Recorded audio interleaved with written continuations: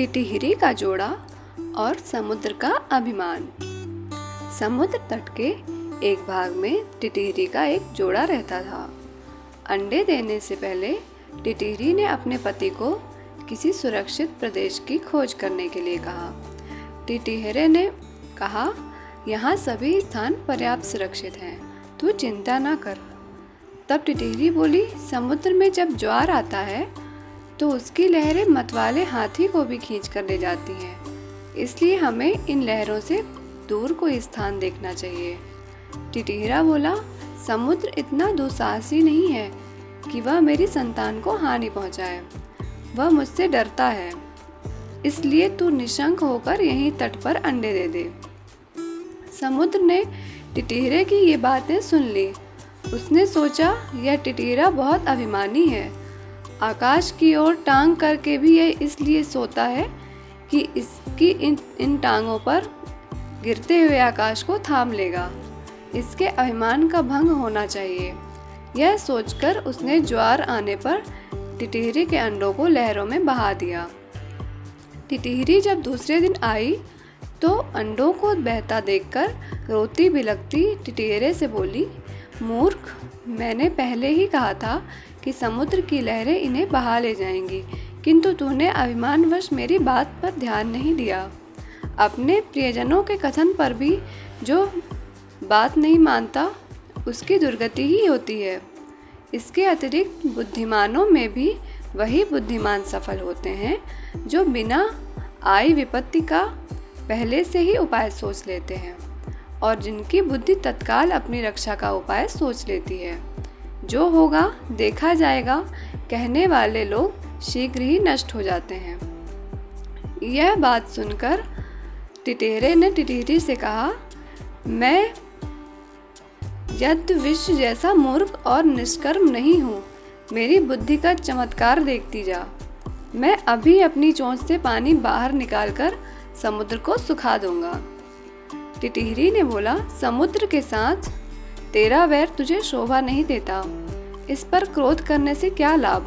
अपनी शक्ति देखकर हमें किसी और से बैर करना चाहिए, नहीं तो आग में जलने वाले पतंगे जैसी गति हो जाएगी। टिटिहिरा फिर भी अपनी चोंचों से समुद्र को सुखा डालने की डींगे मारता रहा। तब टिटिहिरी ने उसे मना करते हुए कहा, जिस समुद्र को गंगा यमुना जैसी सैकड़ों नदियाँ निरंतर पानी से भर रही हैं, उसे तू अपनी बूंद भर उठाने वाली चोंचों से कैसे खाली कर देगा? टिटिहिरा तब भी अपने हठ पर तुला रहा।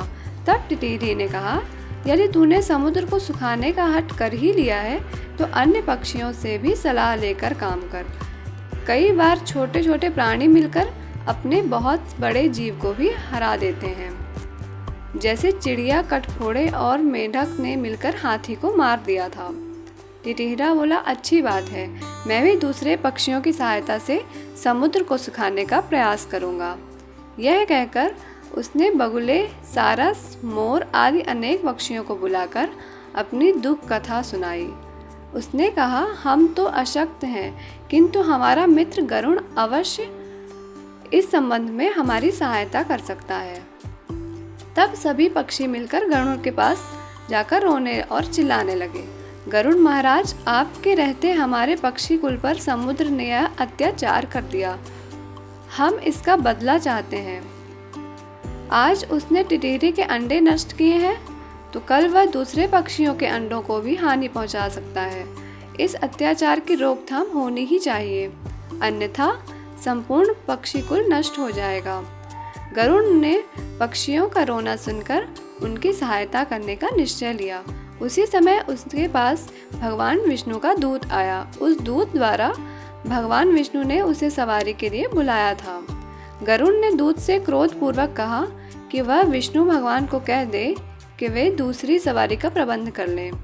दूत ने गरुड़ के क्रोध का कारण पूछा तो गरुड़ ने समुद्र के अत्याचार की कथा सुनाई।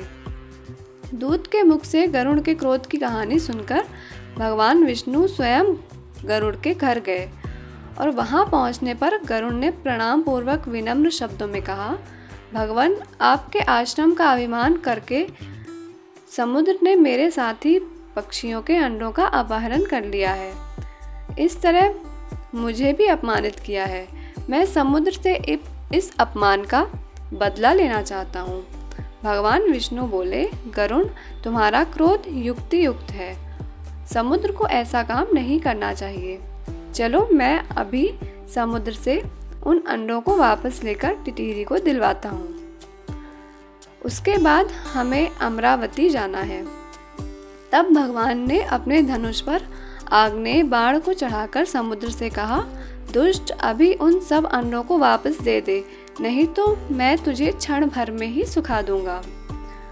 भगवान विष्णु के भय से समुद्र ने उसी क्षण अंडे वापस कर दिए। इस कहानी से हमें यह सीख मिलती है कि हमें कभी अभिमान नहीं करना चाहिए। अगर आप इस तरह की और भी कहानियाँ सुनना चाहते हैं तो प्लीज़ इस चैनल को सब्सक्राइब करें। धन्यवाद।